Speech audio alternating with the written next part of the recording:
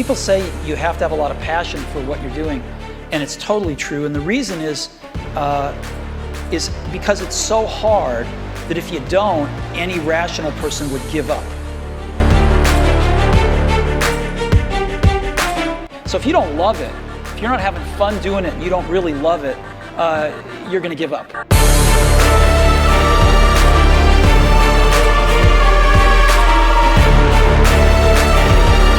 So it's a lot of hard work, and it's a lot of worrying constantly. And if you don't love it, you're going to fail.